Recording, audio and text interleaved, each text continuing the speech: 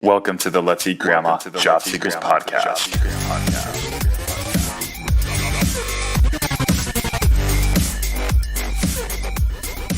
All right, welcome to the Let's Eat Grandma Job Seekers Podcast. This is how to make yourself stand out in the job application.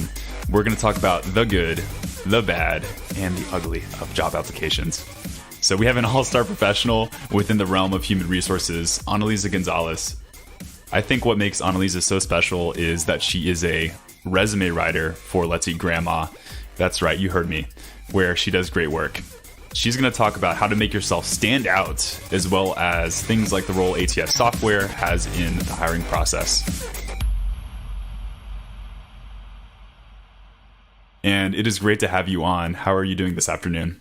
I'm doing good. Thank you. Thanks for having me. No, absolutely. And you know what? We could not have you here because you are not only in HR, but you're also a resume writer. So I wanted to kind of kick things off on the HR side, you know, what it's like working as a professional in human resources. But yeah, what is a day like in the life of Annalisa? Oh, wow.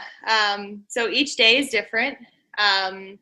I kind of work in different types of HR materials. So one day I'll be working on project work. Another day I'll be assisting people with policy questions. And then other times it's kind of the ugly side of HR. So. Oh yeah, there definitely must be an ugly side. Yes, it does. It's not always pretty, but it's never the same day twice. And so when you started off within human resources, was it your position at Allstate?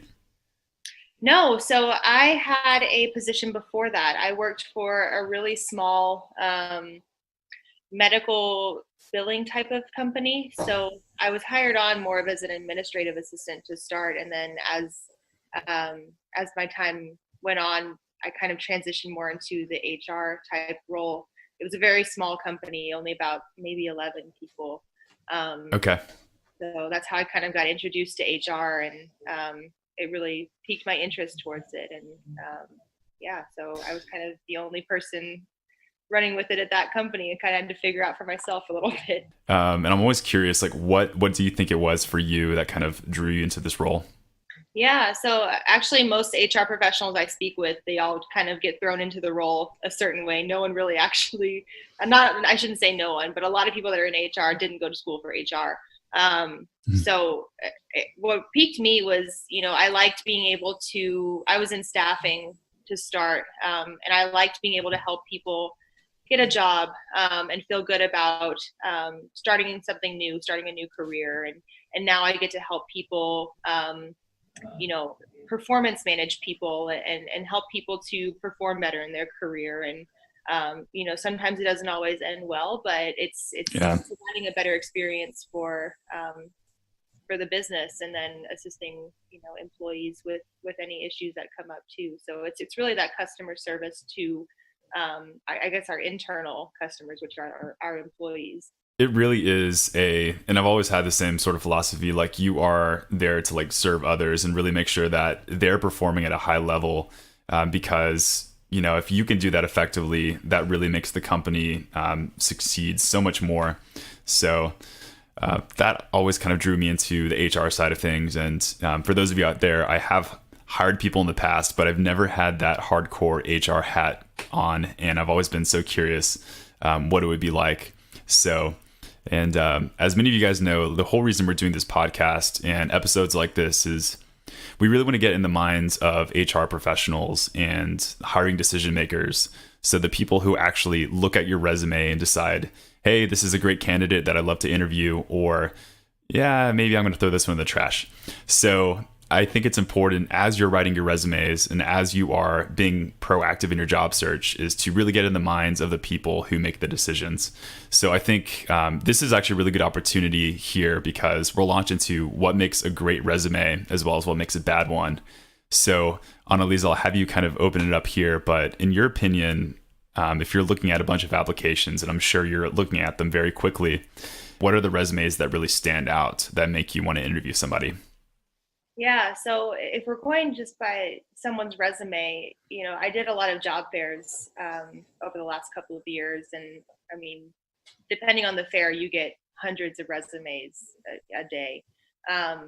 So after the end of the day, you go back to the office and you're sorting through resumes, trying to remember people or remember who you're supposed to talk to. And it's really, you know, a clean resume really does a lot for a person.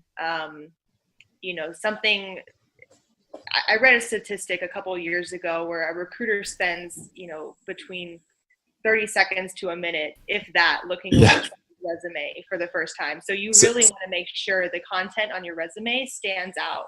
Yeah. So let me cut right in there. How often would you say, if you are attending these fairs and looking at a bunch of resumes, you know, how many seconds do you spend on average?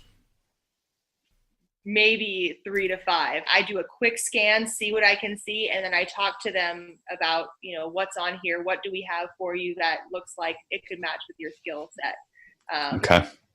So yeah, and in that environment, it goes fast. So you want to be sure that you have something on there that grabs someone's attention. Yeah, that's what I'm always telling people, and it's like the statistics, I think, they vary sometimes. I've heard, you know, 6 seconds. I've heard, you know, like 10 seconds, but it's never been longer than a minute. You know, I've seen. So that is so essential. I think just really being able to capture somebody's interest on that piece of paper, and it's like, how do you showcase your whole entire professional history on a piece of paper? It seems almost so superficial, but unfortunately, that's the truth and what we kind of have to do. So you'd say like 5 seconds when you're 3 to 5 seconds when you are at a job fair, career fair. But what if this is somebody who is just submitting their resume online to a job posting that you put out? Yeah. So typically the systems we use, it goes through our ATS or our applicant tracking system. And when we pull up the resume, we'll spend a little bit more time on it, just kind of reviewing what's on there. But depending on the role, if it's a role that has, you know, 100, 200 applicants that we got to get through, we're not going to spend as much time on it, unfortunately, because there's so many people that we have to go through, and there's deadlines. I mean, we have to hire someone by a certain date, so we got to push through and look at what's most important. To pick out pieces from people's resumes that stand out. So we may spend a little more time on them, but it's not a lot usually. Yeah, that's exactly what I thought. So you have like a bunch of different resumes, you know, sometimes dozens you have to look through in just a quick sitting. But what do you think are the resumes that stand out the most in the job application? So usually what we look for first is, where are you at now? What are you doing right now?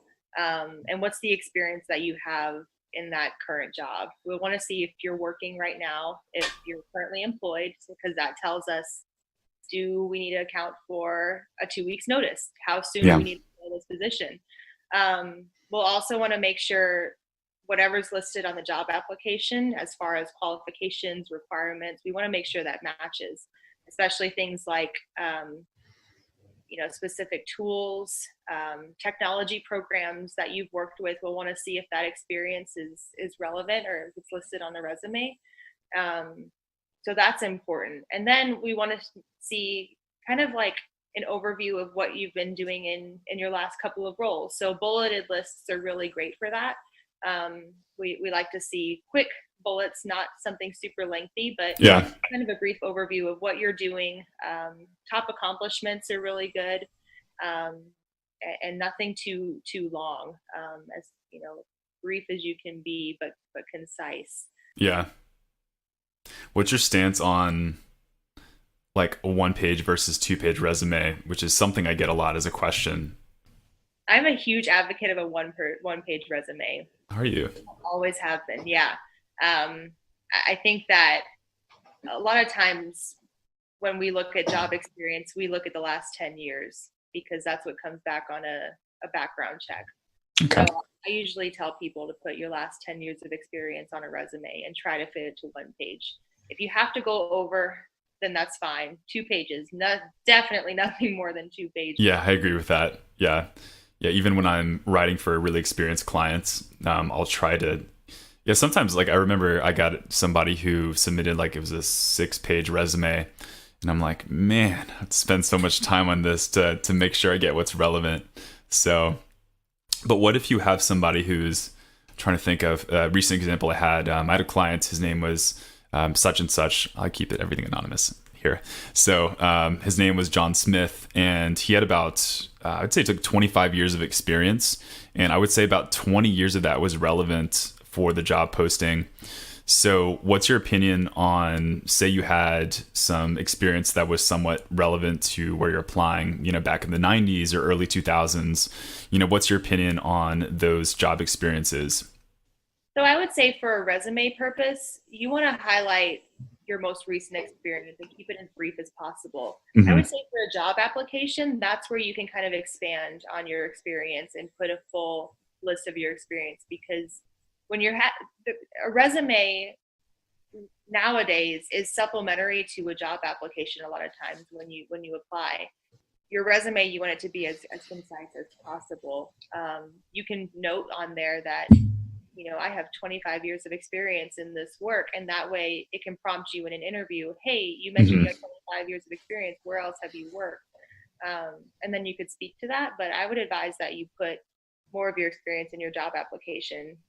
Wow. And that is such a good insight that actually would be a game changer for a lot of people, because, a lot of the times people want to include, they think it's an all-encompassing list of all their experiences that they've ever had as a professional, but at the end of the day, it really is a marketing piece. It's like almost like your personal advertisement. So like, why should you even engage in me in the future? So I'm trying to think of like one thing I wrote on a resume was like this is, this was the person's last 10 experience, but I was like, for a more comprehensive list of professional experiences, please visit me on LinkedIn. And the hyperlink to the LinkedIn was at the bottom, because I don't know, I think there's a lot more tolerance there. Yeah, absolutely. So we'll jump into LinkedIn sort of towards the end of this podcast, but I wanted to kind of hear the opposite answer of this, but like what really makes you throw away a resume or have to, gag or, do something because it's just so repulsive? So, all right, maybe it's not that bad, but what do you think? So some of the worst resumes I've seen, definitely, I have seen some that were 10 pages long. When I press print and the printer keeps going and keeps going, it's oh my god.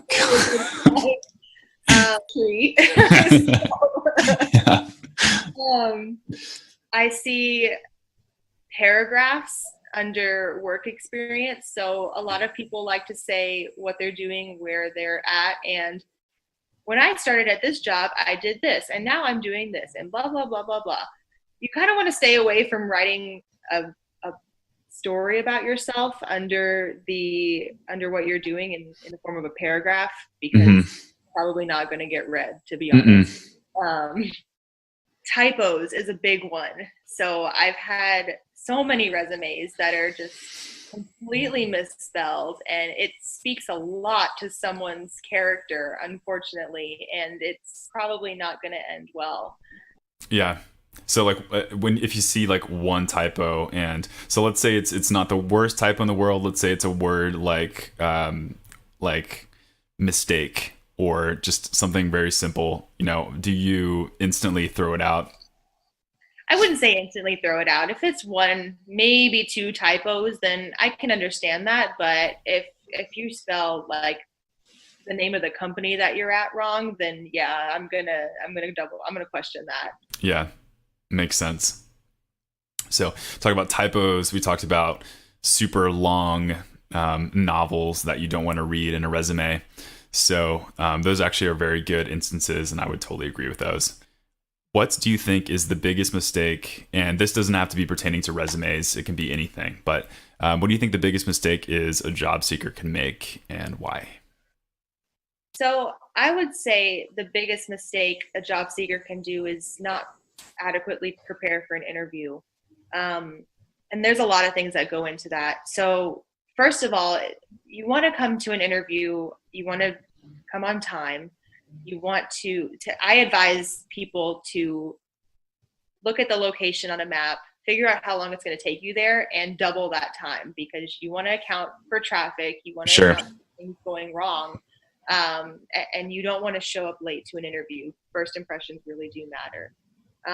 I would also say dress to impress. I can't tell you how many times people have shown up to an interview in jeans or flip flops, and it just speaks so much to Yeah. you just want to present the best self that you have to this interview, and Mhm. if you're not looking like you're taking it seriously, then the interviewer is not going to take you seriously. Mhm. And then also you'll want to do your research on the company. So a lot of times people come in and interview, and I get it, people are job seeking, they're applying to a lot of different places, you probably have a lot of interviews, and it's hard to remember sometimes what you apply for or even where it's at. And I get it, I understand, but when you come in and you have to ask, what job is this for again, or what company is this for again, then Who am I? yeah, where am I? What year is this? Yeah. Yeah. Yeah, so you'll just want to do your research on the company, and with that, a lot of times in an interview, interviewers will ask you at the end, do you have any questions about the role? Do you have any questions about the job? Things like that. Ask a question, but don't ask a question for the sake of asking a question. So make your questions intentional. Ask a question about the company culture, or what's the best part about being in this role, or what did the last person before me do successfully or not successfully that I can do better. Don't ask, how's the cafeteria food? Things like that. Do people actually ask that? Yes. That's How's insane. the food? That's absolutely insane. How much time do I get off? Can I leave early on Friday, the 20, whatever? I mean, don't ask a question for the sake of asking a question. Okay. And I don't want to spoil it for anyone who gets interviewed by your current company, but if you would ask a question, that was like kind of salary based, and they're not willing to answer, if they're not comfortable, is that sort of like an immediate like no? So it's interesting because a lot of states now are passing laws to where you can't ask candidates what their salary is. Really? I actually did not know that. It's in a lot of the Northeast right now, but I heard I don't know if it's 2019 or 2020 that most of the states are moving towards that. So we're moving to a part where you're not even going to be able to ask what someone's currently making. I would wonder why that is. That's really interesting. Because it's part of I think it's part of the like the fair pay laws. We want to pay people for their experience and not for what they're currently making. So if someone, you have two people coming in, both have similar experience, but one's making $15 an hour at their Sure. job, one's making 25. Oh, well, let's just give the $15 guy 17 and they'll be happy. But they have comparable experience. Why not pay them the same salary? So it's more about paying for experience. Yeah. Based off of what you're making before, to try to cut costs at the company. Very cool. And what I really wanted to talk to you about was the role of these applicant tracking systems, or ATS software. What role does that have in finding the right candidate? Yeah, it's huge. So the major applicant tracking systems, and they're getting so much more advanced technology-wise. But the one that I currently use it filters by like a star candidate. So it pulls words from your application. So I always tell people, make sure you fill out that application, because it's full keywords that match you as a star candidate. So not just the resume, it will pick up on certain keywords, but it's also all the form fields that come with the application. Absolutely, yes. There's certain positions have certain questions that you can add with them. So depending on what you fill out from that question, it's going to score you or grade you or something, and it's going to show the recruiter how well your skills will match in with the current job. So I always tell people, I know applications can seem lengthy and like you're filling out so many day after day, but one application can get you a job. So treat each one like if it was the only one that you're filling out, because we have these systems that take them seriously. And when you fill out a half complete application, the chances of you getting looked at are probably very slim, just because of the technology that's evolving. So, yeah. And I mean, even now, I think the one that the recruiters are currently using now. It's moving towards more filters, more algorithms that match candidates to jobs a little bit better. So it's really about making your application stand out in some way. That's why I encourage people to go back to the application, look at the keywords, the terms, the tools that are used in the application, and tie those in to when you fill out the questionnaire. Sure.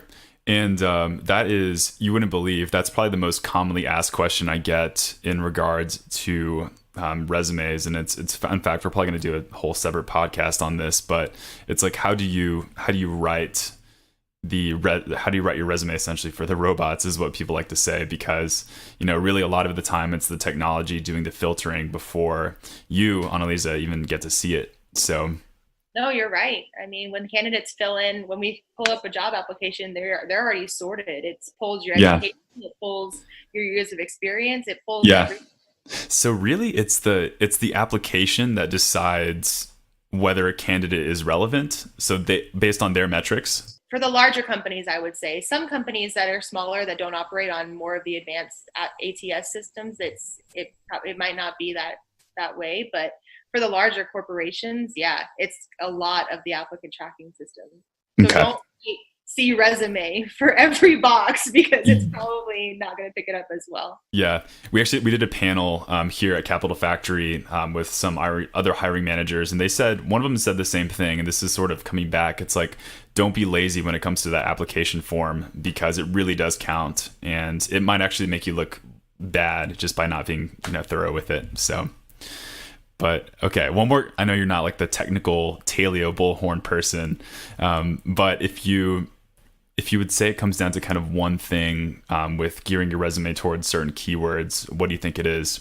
Like, do you think it's weighted more towards, those hard skills, soft skills, or, maybe position titles? Ooh, that's a hard one. I would say it really depends on the job. I mean, if you're applying for something that relies more on, they want someone with experience as a manager or a director, include the word manager in there. Sure. If you're applying for an IT role where they need specific IT requirements, I would focus more on the names of the tools or the systems that you use. Sure. It's hard to say one answer, because each position is so different in what they look for. Yeah. And it's very interesting, and not to say that when people listen to this, it won't be relevant. I mean, I'm sure, keywords will be relevant for a long time, but, the fact that these systems and software are changing so rapidly is, it's almost scary for job seekers. But I tell people not to be worried, like, just have a good resume, have good, solid content within that. And, the whole point of the software is just to make sure that you find the right person. So yeah, I'm not a big like keyword stuffer for like gaming it, but I think it's important to avoid. Yeah, so to talk about kind of optimizing your resume and the job application, do you think that there is like an ideal time of day to submit your resume or fill out a job application? I would say later at night or the evening is probably the best time to submit a resume or an application, because a lot of times recruiters will come into work and the first thing they do is review new applications. If you apply later in the day, chances are recruiters are already conducting interviews or moving on to meetings, project work, and they might not even touch the new applicants till the next morning. So you want to get on their radar first thing in the morning. I would Sure. apply that night. That makes a lot of sense. And we were having a conversation earlier, and I think you said something like along the lines of you don't want to wait too long when when a job posting goes out. And could you speak to that a little bit more? Yeah. So chances are, if you apply to a role that's already been open for a couple of days, maybe even a couple of weeks, usually it's a couple of weeks, the chances are they've already kind of whittled down the applicant pool. And if it's a job for one or two people, then they probably already have a core group of solid applicants that are being presented to the hiring manager for review. And if they're at that step in the hiring process, the chances are they won't be looking at new applications. Recruiters have already kind of moved on to other roles, other jobs that they're looking at. So it's probably better to apply sooner rather than later to open job positions. If you see a job that's been open for 30 days or more, the chances are you're not going to get looked at. LinkedIn, by the way, and this will be kind of the last topic before we launch into just ask about your experience as a resume writer. But what role do you think, what role does LinkedIn play within the job search? So I think for more of the executive professional level type positions, LinkedIn is really big. A lot of what I used to work on was a lot of the entry type roles. So those are the roles that had 500 applicants per position. So we didn't have time to look at people's LinkedIn profiles. But if you're looking for an upper level management executive type role, there are recruiters out there who are actively recruiting on LinkedIn, sourcing people, trying to find people to bring in. So a professional LinkedIn profile is really important. That's great. Yeah, I remember, and not to make us sound like the magic bullet solution, but it almost seemed like this. But I got a call from one of the clients, and he was saying like, I don't know what happened, man. I don't know what happened. I was like, what happened? He's like, I just got like this craziest thing. Like somebody reached out to me on LinkedIn, and he wasn't a big like LinkedIn user at all. It was like very new for him. We actually wrote his LinkedIn or helped him write it. And he's like, I just ended up getting a job offer. It's the weirdest thing. Like I'm starting on Monday. I don't even think I sent in my resume. It was the LinkedIn, and lo and behold, Annalisa was his writer. And I don't know if you knew that. I'm just just telling the story live here. But yeah, it was just crazy because I believe really LinkedIn has so much power to it, and whatever you did with the profile ended up getting him noticed by a recruiter who was applying, and somebody reached, I don't know if it was like InMail or just the email address, but he got a job out of it. So I think that's pretty cool. That's awesome. No, Yep. I mean, our recruiters, any recruiter, they're actively sourcing all the time. I mean, I got a job just from having an updated an updated resume on Indeed. On Indeed, yeah. Yeah, Indeed is huge for recruiters right now. I mean, I had been applying for jobs for months and I hadn't had anything. I had so many interviews, nothing. I was starting to get really discouraged. And then one day a recruiter calls me and says, hey, this company wants to hire you. And I didn't even apply. So they brought me in, or I had a phone interview, and then 2 weeks later I'm starting. And it was because Excellent. I was updated on Indeed, and that's it. And it's funny you bring that up, because I think when you update your resume on Indeed, it might actually push your resume towards kind of the top of that search list. So if you have an old resume on Indeed, if you're actively applying, you should update it, because recruiters are searching every day for people, and the top recent refreshed resumes are the ones that come up first. Great piece of advice. So yeah, let's talk about your writing for Let's Eat Grandma. I just had one specific question, and that's guys, I think this podcast is so special. It's because like she does this, professionally, and then she also helps clients get jobs for other industries. How cool is that? I think that's the coolest thing.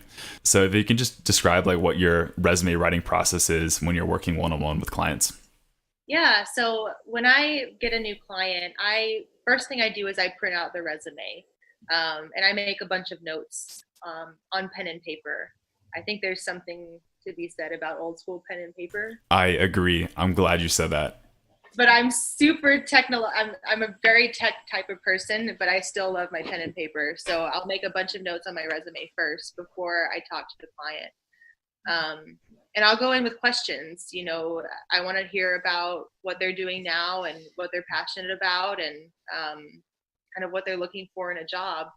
And we have a really good conversation, talking about what they've done and where they what they've applied for already, and what struggles they've had, and getting an interview, and then I talk about the design that I see for their resume. So I propose my suggestions and what I feel would present them as the best candidate. And we go from there. And then from there, I start my editing. And the first thing I do is I start formatting. I like to format the resume first before I add Same. details to make sure it looks good. I'm a big visual person, so I need it to look good before I can add anything to it. So I work on that, and then once I feel like it's all set, and I send it to quality for review, and then the candidate gets it. And then boom, success. So that is awesome. It's funny you said that, because I do think something about the fresh design is just like makes it a lot easier to actually write the resume and flesh out the content. Yeah. But my favorite resumes are the ones that are, people apologize if their resume looks terrible, and I tell them, no, this is great. I can do so many I have creative freedom with this resume, and I love the really bad ones. It's awesome. Same here. Cool. All right, Annalisa. So any final words of advice for job seekers? I would say, I understand it's hard it's easy to get discouraged in the job seeking process. At times it can be lengthy. It can be discouraging, but I would just encourage you to keep your head up. Continue to try, continue to put yourself out there. Like I said, take each application seriously. Treat it like it's the only one that you're filling out. Prepare for your interviews. Take the time. Don't be scared to ask a friend or a colleague or a Let's Eat Grandma writer to review your resume. Don't be scared to ask someone to help you rehearse potential interview questions. There's a lot of interview questions on the internet. So don't be scared to give someone a list and practice interviewing. I mean, it's never a bad thing to practice interviewing. It's a good skill to develop. And just remember that a lot of recruiters are working on multiple jobs at one time. So you want to find a way for your resume to stand out in a good way. So sure, try to give yourself that positive experience and that quality candidate that they're looking for. Excellent, Annalisa. You have given so much great insight, and I can't thank you enough for being on this podcast. And seriously, I think if you really do want to know how to improve your job search game, you listen to the ones making the decisions. You listen to the people in HR, the recruiters, the hiring decision makers, because your resume, it all comes down to that. So what I'm going to do for all of you guys is I will list Annalisa's LinkedIn page for you, so you can go check her out, see kind of her past history, and if you'd like to connect with her. But that's also a good opportunity to kind of stay in touch kind of with the Job Seekers program. So that's pretty much a wrap for this podcast episode. So check it out, and I look forward to hearing from you guys next time.